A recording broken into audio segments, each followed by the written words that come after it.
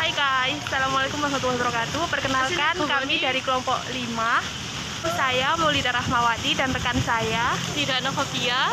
Di sini kami akan mengeksplor tentang sejarah bahari maritim.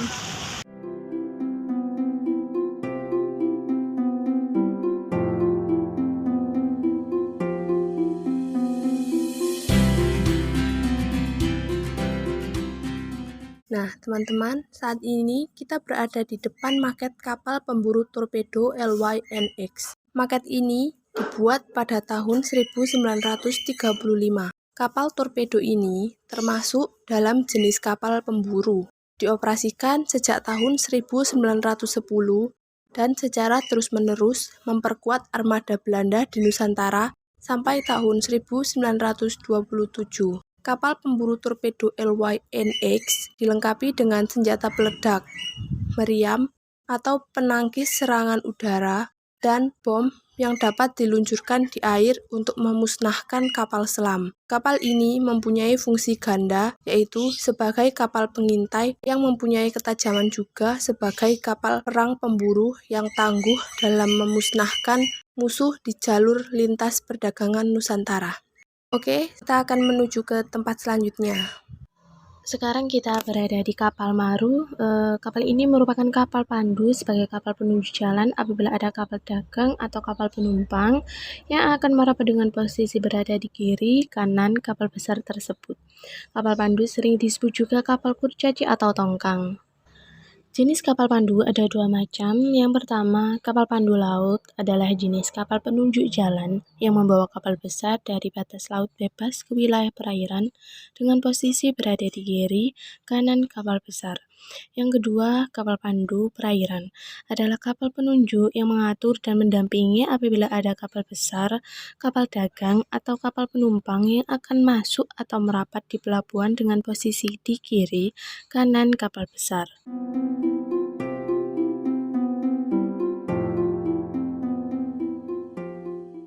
Mari kita ke objek selanjutnya. Nah, saat ini kita sudah berada di depan objek selanjutnya, yaitu gentong. Gentong ini berasal dari Mojokerto, yang aslinya berasal dari Cina, dari dinasti Qing abad 17 sampai 19 Masehi. Digunakan sebagai wadah atau penyimpanan air di dalam kapal. Saat ini kita sudah berada di depan meriam lela. Meriam jenis ini hanya dibunyikan pada saat upacara tertentu. Yang pertama pada acara pengangkatan seorang raja. Yang kedua dalam acara menerima tamu khusus. Yang ketiga, meriam ini digunakan sewaktu ada kematian orang terpandang dalam masyarakat. Meriam yang sederhana ini dihiasi candra sangkala yang berbunyi Janma Kaya Buta Rupa, yang berarti meriam tersebut telah digunakan mulai tahun 1609 Masehi atau tahun 1531 Saka. Lanjut, sekarang kita berada di market kapal dagang insulin. Market ini dibuat pada tahun 1935. Kapal dagang insulin adalah kapal dagang milik perusahaan perkapalan Belanda Rotterdam Slide. Nama insulin sebenarnya adalah nama Kepulauan Nusantara, pemberian dari Toko Multatuli dalam bukunya Max Havelaar. Pada kapal dagang insulin terlihat corak warna yang beraneka, yaitu warna-warna kamuflase. Pemberian warna ini dimaksudkan untuk menghindar dari incaran pengintaian musuh yang setiap saat selalu mengancam keselamatan. Sebagai kapal dagang Perang Dunia I, tidak hanya menjelajahi perairan di wilayah Nusantara, tetapi juga melintasi lautan yang menghubungkan Nusantara dengan Netherlands. Maka dari itu, kapal dagang ini dilengkapi dengan senjata-senjata jenis meriam. Selanjutnya kita geser ke tempat lain.